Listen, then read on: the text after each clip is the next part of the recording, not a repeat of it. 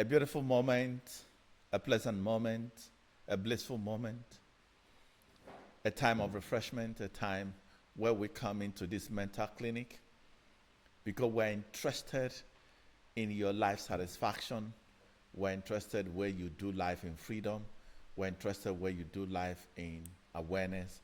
We're interested where you come to that place of fulfillment. It's a place of ease. It's a place of grace. It's a place of flow state. It's a place of harmony. It's a place that we are interested to bring you an internal rest, internal harmony, internal tranquility.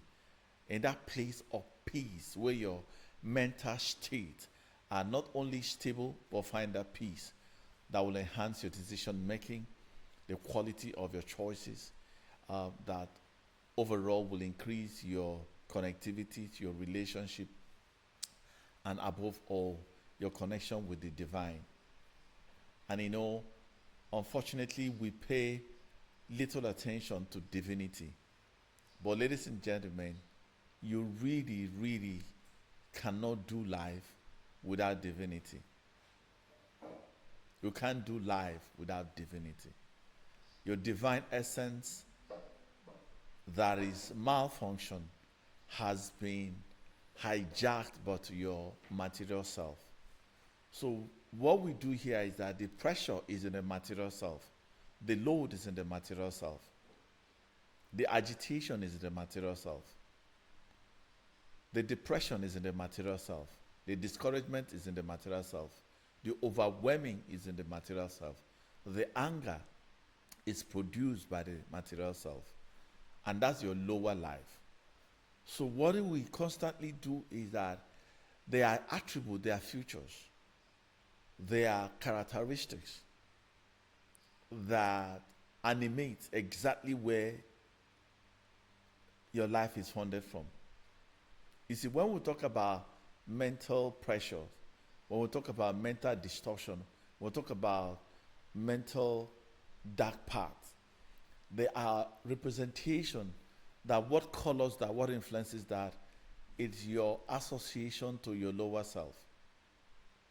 And it's in that lower self that you have heavy self. So what we do here is to shift you consistently from the resources of the material self that put you under pressure through comparison, through measurement, through time pressure, through analysis, to shift you back into that steady place of faith that you connect essentially to your divine self.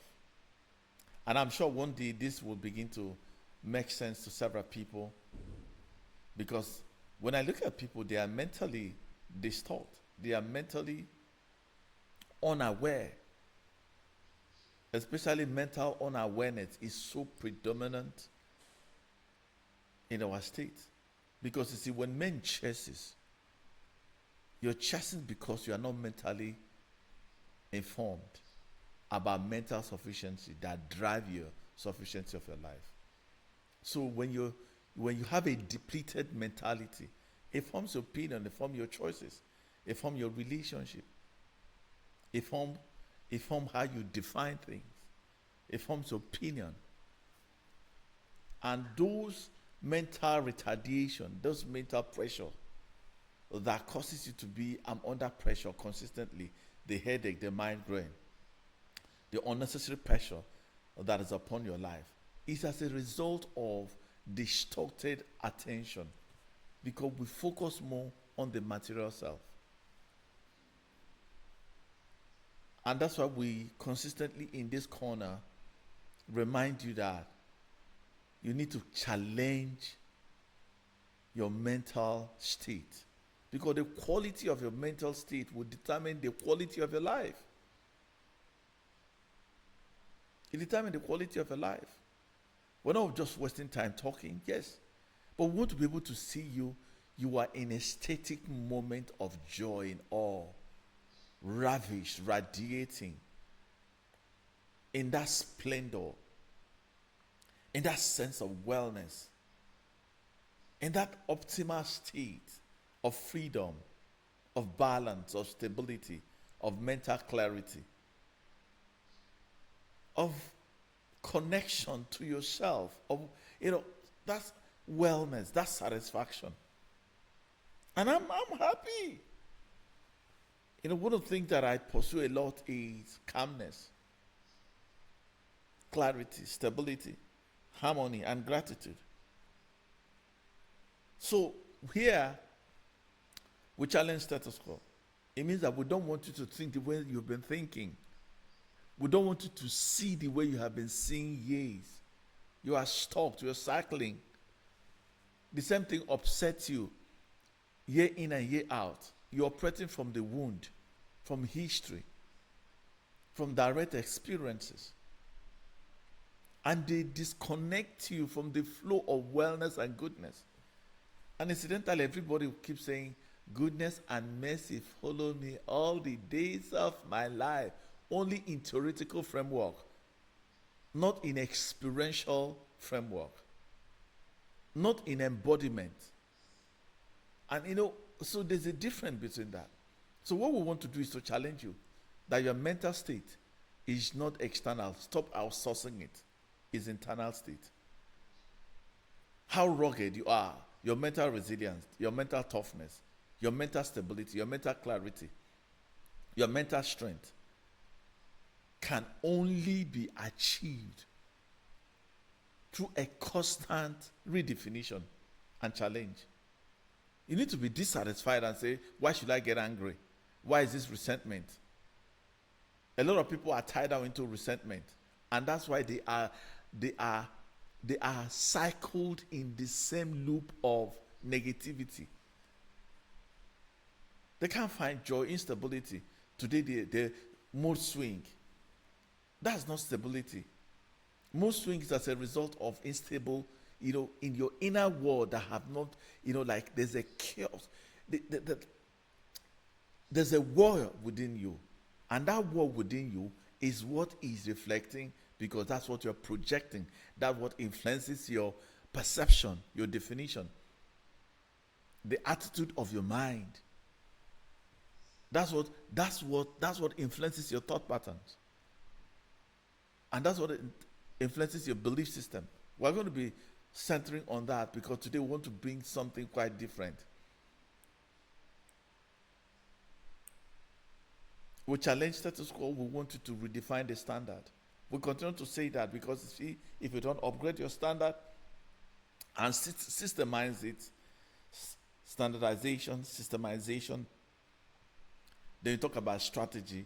Strategy are just methodology with which you should be able to deal life. And finally, we are inviting you to a life of goodness.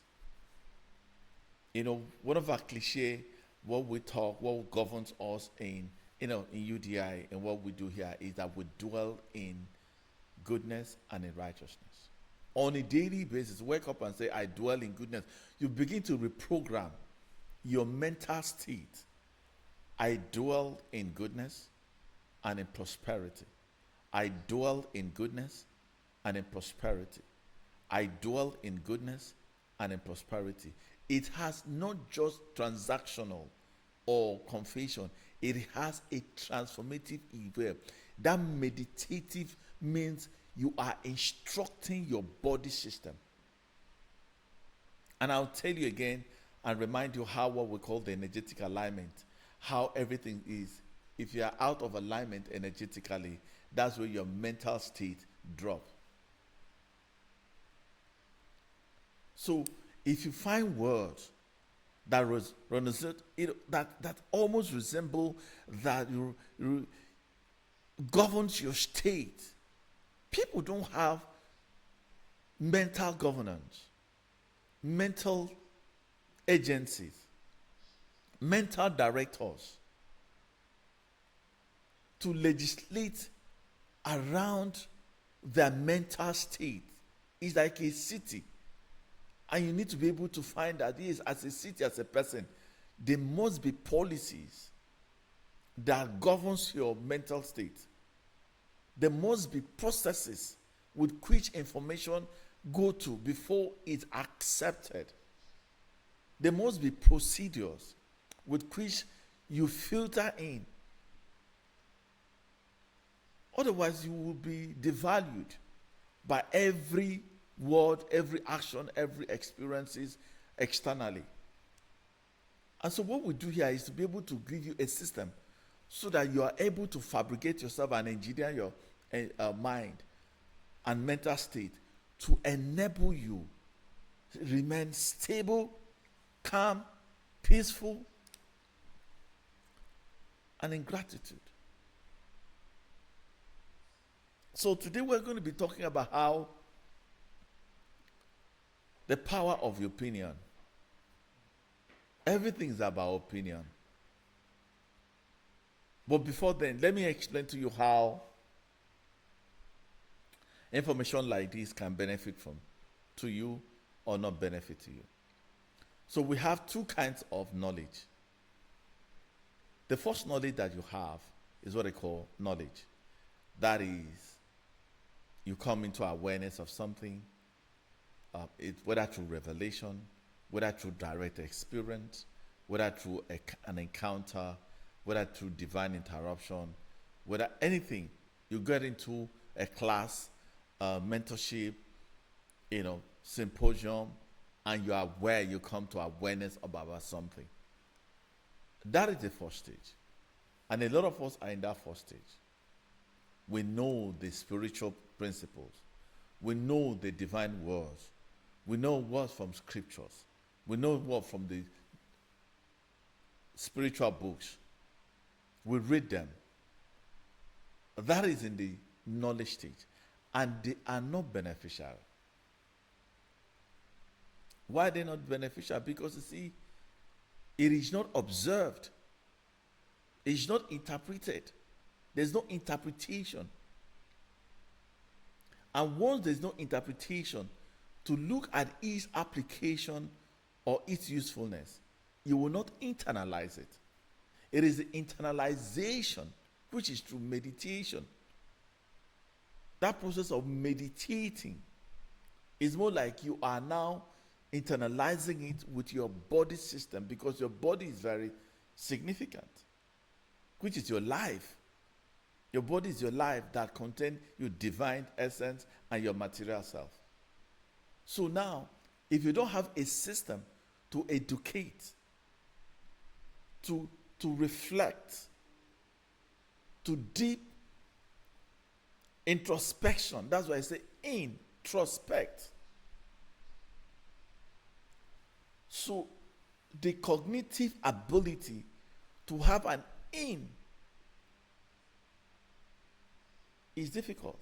So we have number one, knowledge, and we have light knowledge. What is light knowledge? Light knowledge is when it transforms you internally and reshape and redesign and reshape and shift you completely from an old system of perspective, an old system of thinking, to an old system of belief, to an old system of emotional state, of course, which automatically impact on your mental state. So you see now, if you don't have a periodic system that help you rewire, that helps you to revive, that help you to retune, that help you to refresh, that re-educate, that re-parent all those old structures of belief, you are now attached. And attachment is the root of all suffering, because now you have started identifying. Two things that can kill you faster in your mental state is identification and attachment. This is the root of control. And this control now creates resistance. And every time you resist, you realize that you tensed. Every time you tense, you can't trust. And that's where tension comes in. That's where instability comes in.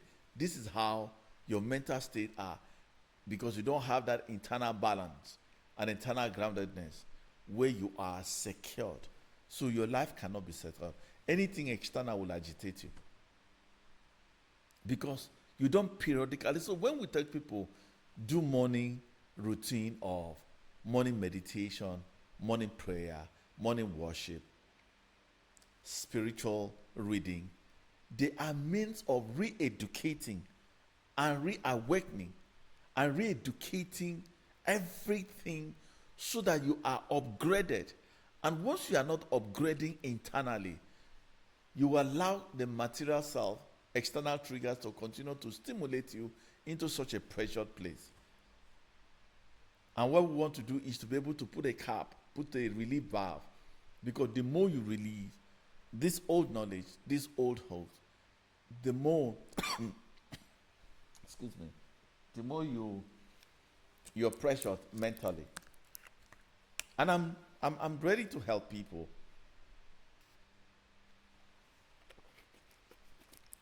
You see, most times you struggle in life, it's really not about the struggle. It's about the awakening state of your mental state. And I'm calling people to come into awareness. Now, the good thing about what we call self-awareness, which is where we're going to lay the foundation, then move into our opinion, how opinion completely destroy you, put pressure around you, because everything is about opinion. But let's look about self-awareness after you have come into light knowledge. And I pray that you come into light knowledge. That's why he said, I am the light of the world. Whosoever believe means you have now internalized. You have observed, you have received the light, and you have allowed the light to communicate your inward self, to bring your inward stamina, your inward state. The more these inward states are reawakened, you will realize that internally you have strength and resilience. And that's what they call depth and modification. You'll be like a tree. What do I mean? You see, when you're fickle, I read something that really made me understand this very well. He said, if a righteous man is somebody who periodically think well, embodies this right thinking, right perspective, and those perspectives are also subject to the light of knowledge that you have consistently, because knowledge is progressive. So now you have certain depth, like a tree. What it means that when you have depth, you have modification, you have adaptation,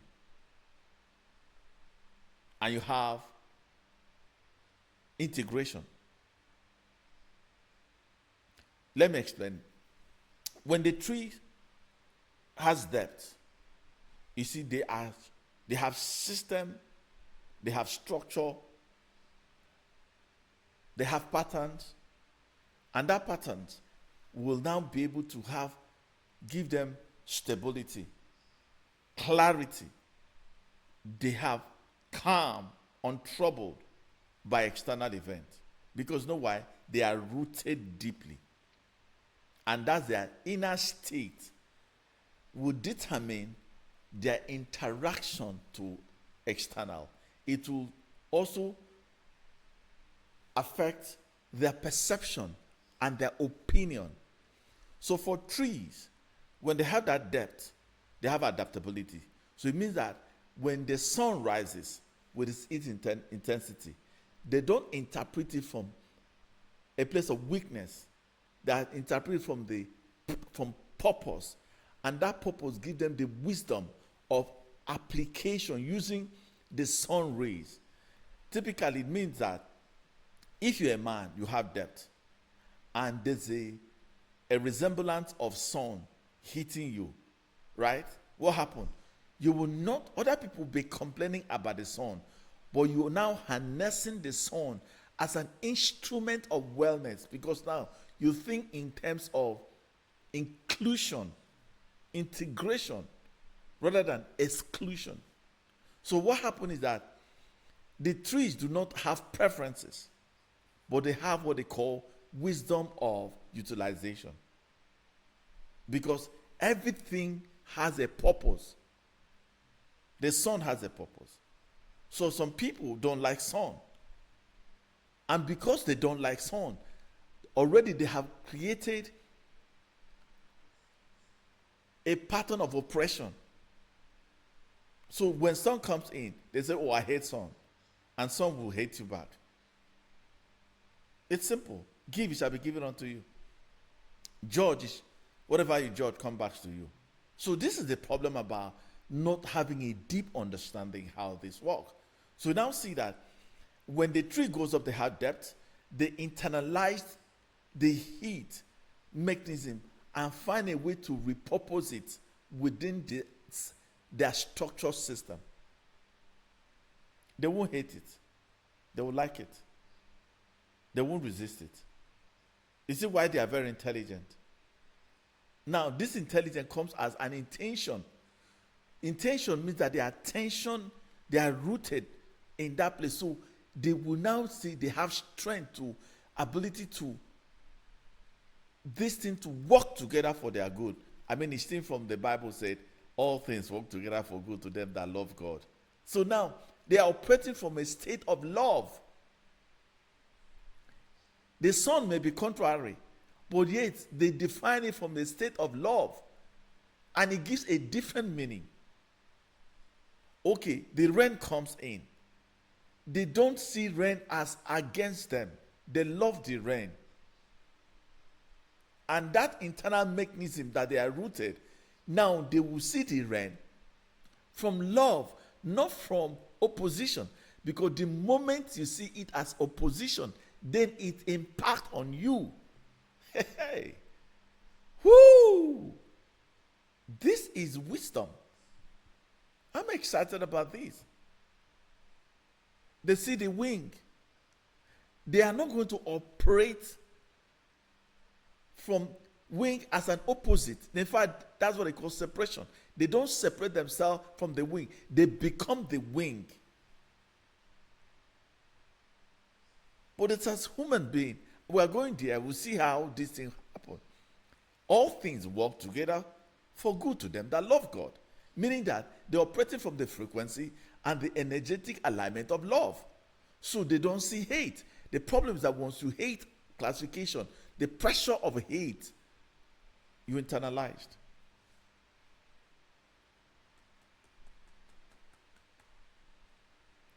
Then they come in and encounter the dew that is slippery.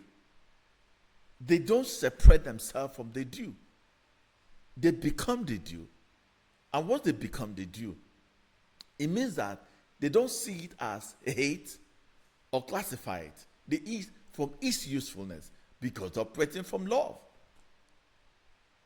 They come to the ninth season, which most of us will come to that ninth season. And all things are working together for good to them that love God. Because what it means that I see God in everything that I do. I see God in the rain. I see God in the heat. I see God in the night. I see God in the morning. And I see God in the, in all weather. But because the moment I see rain as independent from God, I will not love the rain. I will classify it as enemy. I will classify it as opposition. And now, just that classification enabled and activate the effect of opposition to put pressure on me. Because that's the called law of projection. I mean, you can stop to ask questions. That's why we challenge you to think. That's what they call heightened awareness. And what heightened awareness does is serve as a compass to navigate.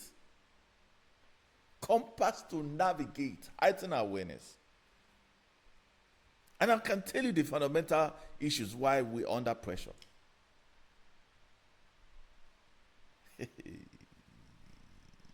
I like this. I really like this. This is deep for me. Kaya. Whoo. So let's break it down. You see, when a man is not rooted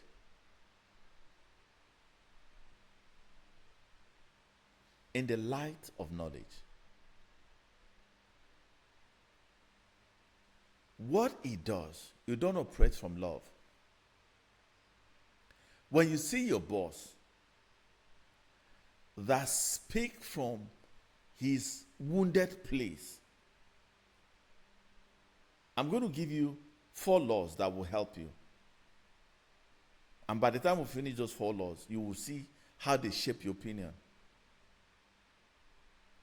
When you see your boss, when you see your partner, when you see your brother, you see your friend, let's look at it, they represent the sun, the heat of the sun. This one represents rain. This one represents this. They have different operations, what we call the depth of purpose and the layers of meaning. And this depth of purpose and layers of meaning is not external, is rooted inside. Is your depth that will look at a man that speaks a language that does not edify. Then you look at that man as the source of that word. But meanwhile, that man is not the source. That man is in hurting system, hurting position. Is already damaged. His emotion is damaged. He's not in a healed state. Now he's speaking from that state. When he speak, he can't speak where outside the mental structure he is. He's going to speak from the wounded place, or from the ambition, or from his desire, or from his need. You, in your rooted place, to deal with that person, the moment you classify this person is toxic, that label is what you are suffering, not that person. That's why I say, do not judge. What you judge comes back to you. So it means it's your judgment of that person that causes the pain that you have. It's the description that creates the relationship that you have with that person. But don't forget, this person that you say is toxic, another person who is deeply rooted, understand the power of empathy and compassion. When this same person speak, this person by his depth will not judge, but activate the compassion, which is all things work together for good that love God. That's why he say, if your enemy hunger, serve him breakfast. Love your enemy as yourself. But you see, because we are not obeying the truth, we justify it, we rationalize it, we want to be right, we want to prove, we want to argue it. And that's why we are mentally derailed, mentally pressured, because now we're operating from a frequency and vibrating from a certain attention and belief that does not connect to wellness. And so you cannot be well. Why? If a righteous man fidgets in front of a wicked man, he said he is like a polluted spring. So it means that your roots, your base, your basement have been polluted. So the spring has been contaminated and it influences your definition. What do I mean? Let's say, for instance, that a man grew up in an abusive family where the father is a drunkard. And as the man comes back in his stupor state, in his drunken state, that drunken state has modified his original sense of reasoning or compassion. Something has altered. So what is speaking is after the manner of bottles or after the manner of chemicals. So that man has been possessed. His now internal state has been eroded. So if he comes back home with his red eyes and wounded state, he feels so insecure. He feels so unsure of himself. He feels so damaged himself because his internal structure has been possessed by external material self. And what happened is that he's not going to speak a language of edification because he's in a damaged state. Now he's going to provoke voices or actions or behavior or character that after his kind. Now, if you say that you are normal, that you're not a drunkard, so you're normal, what are you supposed to do? You're supposed to operate from your normalcy, from your state of compassion, from your state of ease, from your state of grace, from your state of comfort. So you allow the comforting word to interact and define that person. But what do? We got upset. What happened now? Now, that person have shifted us from our comfort frequency into that devalued state. So now, anger is devaluation. That's why I say anger rests in the bosom of fools. Okay, let me deal with it. Let's say, for instance, you have a boyfriend or a husband, and this husband is unfaithful.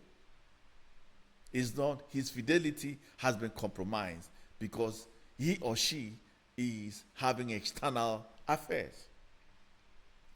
Let's look at it. Now you have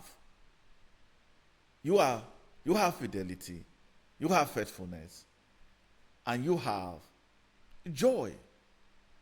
You are well-grounded, you are balanced, you have mental clarity. You understand what it is. This your spouse, this your friend, has been damaged by certain decisions he has taken, thinking that it's fun really. Now he comes back or she comes back. In that state, you suddenly leave your comfort zone that carries certain features and characteristics. Now you are supposed to operate from the abundance, from the depth of your mental state, which is joy, which is wellness. So you are well. When you do not see compassion on that person, you are also has been devalued. You are equal together. So you're not faithful, but yet you're angry. There's no light there. So you know the world, you have knowledge, but it's just a knowledge base. You do not have light knowledge that have transformed you.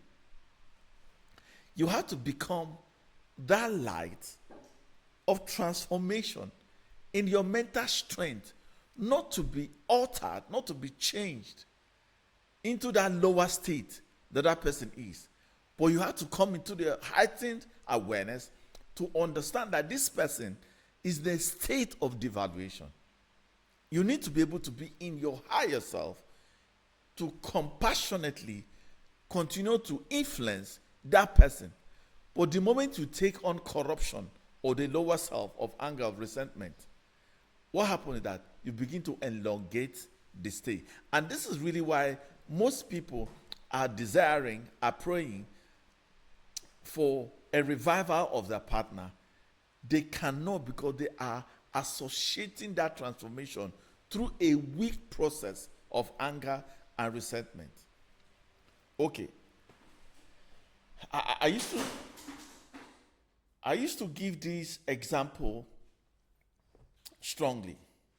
Let's go to memory lane until the Holy Spirit changed me. Let's say, for instance, your friend has come to ask you for money, to lend him or her money. Now, for you to lend, you must be kind. For you to lend, you must be nice. For you to lend, you must be seen as a considerate person. For you to lend, you must be seen as a liberal person.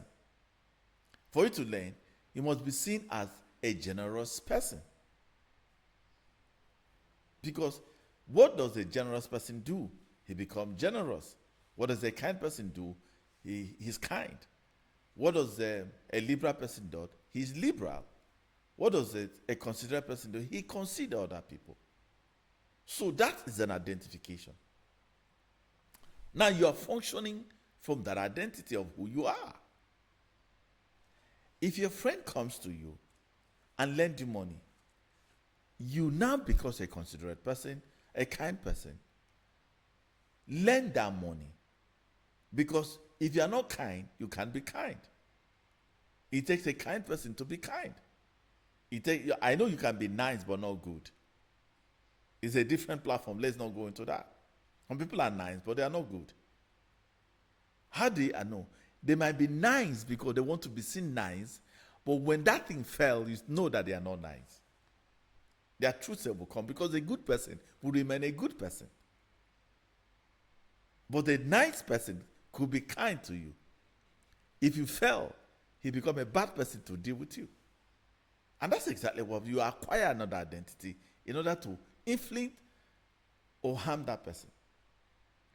So why are you driving with this? I want you to just have an open mind to reason with me and see this is where the problem lies. So this guy said, oh, in 2 days I'll give you the money. You know your intention to give him is different from his intention to pay back. Some people that have evaluated you to see that, he's a generous man, he's a kind man, he's a tolerant man. What do? The person will pay back. 2 days, what happened? You now transform from kind person. You become unkind to yourself by, first of all, regret. When you start regretting, you start saying, why did I do this? You become bitter. You become angry. You start resenting. From resenting, it starts impacting on you negatively. I was in that state. I tell you a story. And that's how when I talk, I have been transformed by a certain revelation. A gentleman has walked up to me and I extended some money, lot of money then. And to cut the long story short, he didn't return the money. He took me to court and I was bitter. I was poisoned. Until one day the divine spirit woke me up and asked, do you sow your seed and take hot water to pour it? Or cold water? I say cold water. He said, when you sow your seed to people and they don't return it and you're angry, that means you're using hot water to water it. Paul planted, Apollos watered, God give the increase. So now, when you're angry, you have got your reward. There's no justification around it. It's not that you are the standard you are going to say, oh, why should you take money? It was in your power of my choice to say no or yes. But if I have done it, and what is the intention? You want to help people. You need to stay on that help. If you move outside that help will turn to be it will be a destructive energy to you. So the Spirit of God said, hey, Can your good bring you evil? I say no. Focus on your seed. Focus on your seed. And that's what liberated me from that moment. And so when I'm speaking from directly, of course, with spiritual law. So, what do you mean, Patrick? When we encounter difficult people that put us pressure, first and foremost, don't see them as difficult. That word difficult was originated from you, and it will impact on you. Once you label it, once you classify it, once you name it, that's what you're going to experience. But this guy is wicked, and that's why you are angry. And that's why you're resentful. And that's why you are depressed. Because now you have named it. You have classified it. You are going to experience it. So it is in you, not outside you. How do I know this? There's something we have, inherent choice. I gave unto you power. This day have I given you power to make a choice. Every choice you make, there's life in it, there's death in it. And the first person that will experience that death is your classification. And I'm not telling you that this is an account or something or an easy thing to interpret because of the way we have been conditioned from a material self, because we don't ascend to spirituality.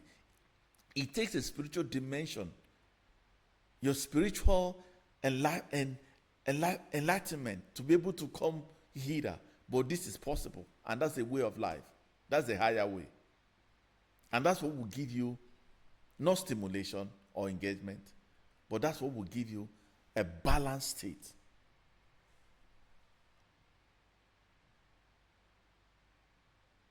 So, from today, let's say that you have a colleague in the office that you have named toxic, and the people can be very difficult. Really true difficult. And this difficult we talk about is our preference, our ideal, our belief, our should, how people should respond. Are you denying the fact that there are people who are difficult? No. Are you believing there are people? Because see, people are in a different evolutionary state. People are maturing on their own. People are wounded. I'm also wounded somehow. The difference is that He sent for His word, and His word healed me. And now, so I'm not going to be speaking from a wounded state. I'm going to be speaking from a healed state. And until a man comes to a healing state, he can't speak from that state. He's going to speak from a wounded state. If they disappoint you, you're going to speak the language of disappointment. If they serve you breakfast, you're going to speak and act from that state. Until that state, before you were sweet, loving, darling guy, until that thing hit you, from there you took a different identity. And you start speaking from that direct experience of breakfast. And that changes how you now see every other person. Have you seen people that were raped? And they have an image of the guy or the woman that helped them. They approach everyone in that frame from their wounded place. And they are never free. So that particular event have now gelled them completely from life. And some of them say, the day I was raped, as if there is a badge of honor. Meanwhile, you're permanenting, you're bringing permanency to what is temporary. And honestly, I do not devalue it. I know the pain. But that pain is not your life. So we cannot define things from that pain. So if you have depth in love and begin to relabel your boss that is toxic, don't see that it's putting me under pressure. See, he is unlocking my potential. He's developing my mental stability. He's a catalyst of my transformation. He's a source of my grace. He's a redirection of what I have forgotten, the liberty and the freedom I have in the Spirit. That's what the Bible says. If the Son of Man set you free, you are free indeed.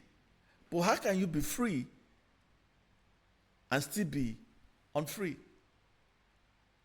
That's what life is all about. How can you be free and yet a mortal being oppresses you? Convert that oppression as a trainer. The effect changes. That's why I say all things work together for good to them that what? Love God. So now you have moved from a hate, which has its language, which has its feelings, which has its emotional attributes, now to a significant, they have destructive tendency in us. And it takes a lot of mindfulness and practice to come out of this. And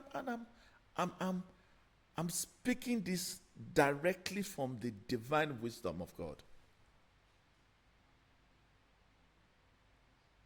And some of these things are quite difficult to talk because we are in a shallow world of material world where people are attached to justification, to argument, to reasoning, to analysis and all that, really. And that's why we are hooked up. And if you study other, maybe like people in Chabanese, I like to study their life. They seem to be in tranquility. They seem to be in contentment. They seem to just have everything right. Why? They are more interested what is coming out for them to other people, because what comes out of them should bless other people. So what comes out of you, if it's not blessing the other person, it's already not blessing you. The person you hate, you're already hating yourself, and that's why you hate that person. The person that you say is toxic, you're already poisoning yourself before that person. But are you now denying the fact that people are truly difficult? The transformation is compassion on them. So how do we get to this point? I'm going to give you a set of rules that have really helped me.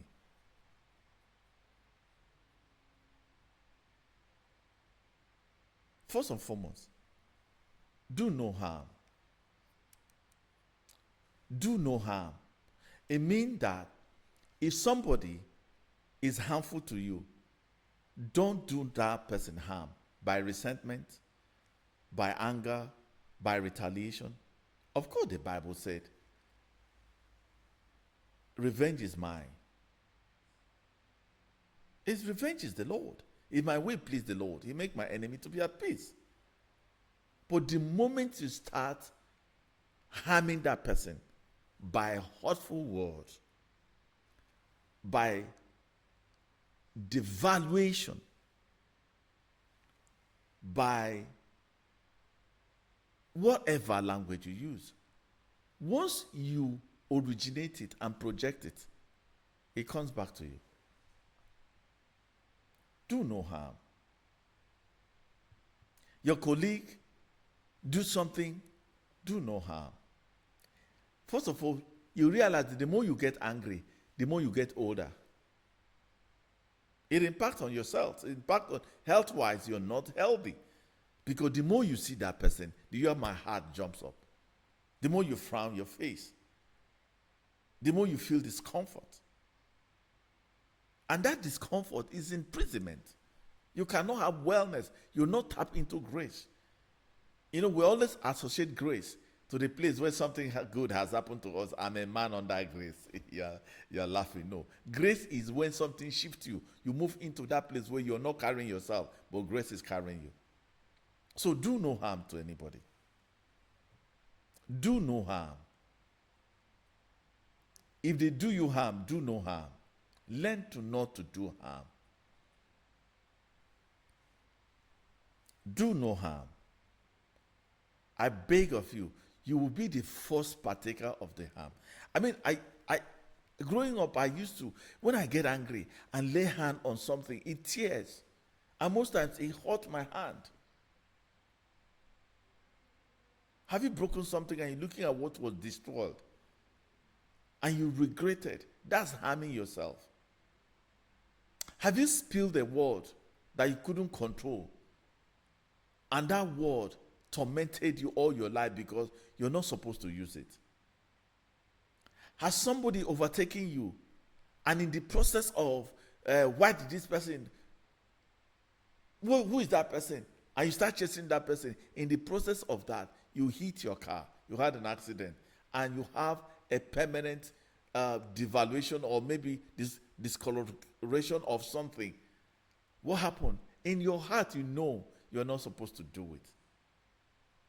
Why don't you don't permanent it? Just say, do no harm to people. I'm telling myself, do no harm to people. Spouse, do no harm to your spouse. Oh, he checked out. Do no harm to him. A dear friend of mine had talked to me about his relationship. And I mean, I could see he was bitter about this person. And I said, see how bitter you are. How can you function from this place? He said, why? And I said, let me tell you. The Bible said that if you go somewhere and they reject you, make peace with the person. When you make peace with your enemy, you are lightened, you are released. The more you talk about that person, the more it reveals the heart. And the Bible said, he that repeated matters a preference. Please do no harm to anybody. You see, when you do no harm, the second thing will be, don't fight reality. Patrick, what do you mean? Don't fight reality. When you react, you're fighting reality. When you respond, you are accepting reality. We fight and reject reality. You can't fight life. You can't fight people who hate you. They will hate you. You can't fight that the people will be toxic. They will be toxic. You can't find people that will use negative language. They will use negative language. You can't find people that will disappoint you. They will disappoint you. You can't fight the fact that people lie. People lie to you. You can't fight the fact that people will be wicked. People will be wicked to you. You can't fight that people will be dishonorable. They will be dishonorable. But please don't fight it. You see, that resistance disempowered you.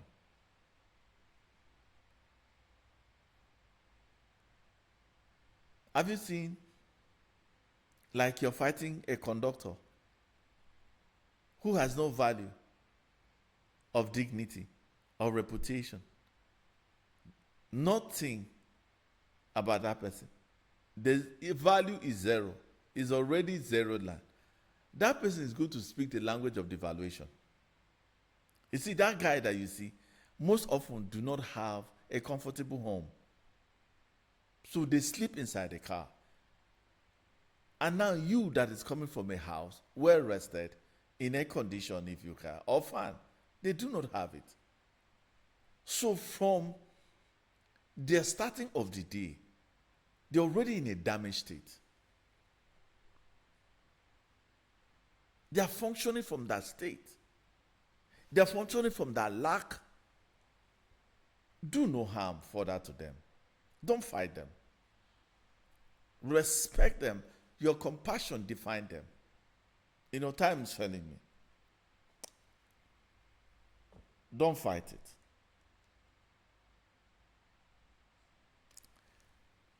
Pain is part of life. Pain is a part of life. And you know, we have structured our life in preferences. And that's what we suffer. We don't choose pain. We choose pleasure. Especially now that the invention of soft life. Soft life will create pain. Painful choice will create soft life. If you start your day with pain, you absorb all the pain. Because obstacle is the way. Obstacle is the way.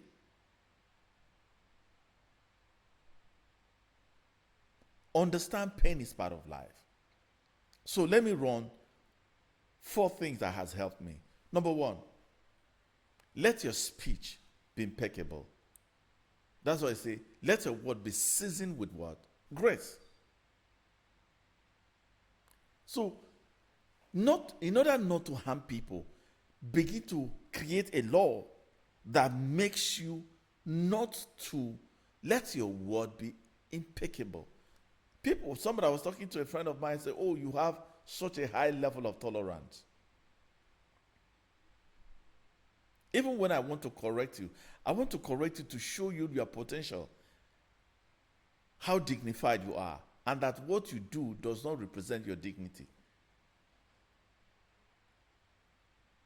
Let your word be impeccable. It's not only you will not harm another person, you will not fight. Because those who are sure of themselves do not speak all the time. Men who are calm have real insight. So number 1, please put a law. Let your words be impeccable. Number two, please pen it down. Number 2 is don't take things personal. People speak out from their devalued state. People act out from their frustration. People act out from their ungenerated mind. People act out of the ignorance. Several people act out of no value or a certain value system that does not uplift people. So it's not about you. The boss that put you under pressure, another boss is putting him under pressure. The other boss is also, board is putting that person pressure to perform. So it cascades in that dimension. Your mother that is putting pressure on you to marry was also put pressure to be married. Because what is honing her is the pressure that she has not gone for Omogo.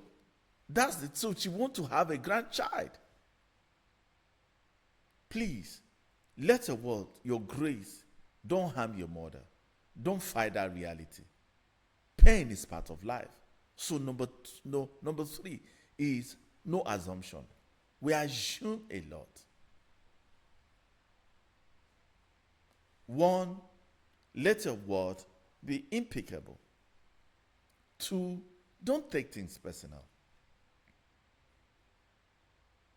Become an integrator, utilizing every experience to your advantage, because you are a lover, and lovers different from lovers, because now your opinion is shaped by these 4 things.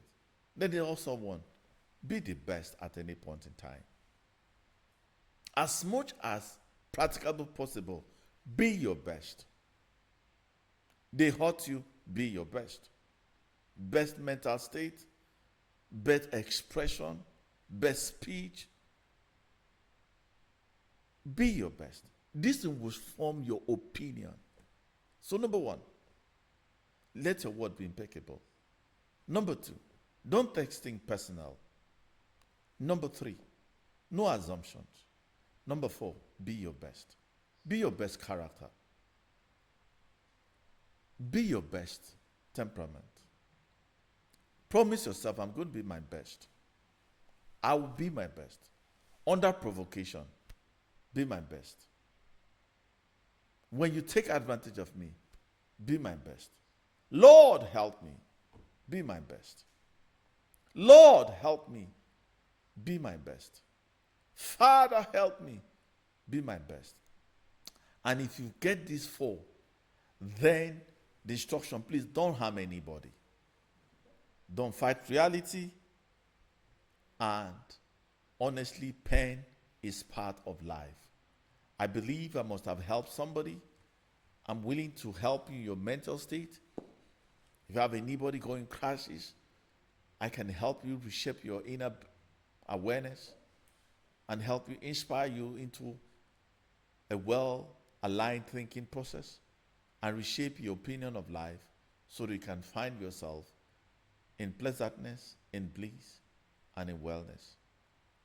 Thank you for joining me in this call. Bring other friends and stay in goodness and in prosperity. Till I come your way next time, stay blessed.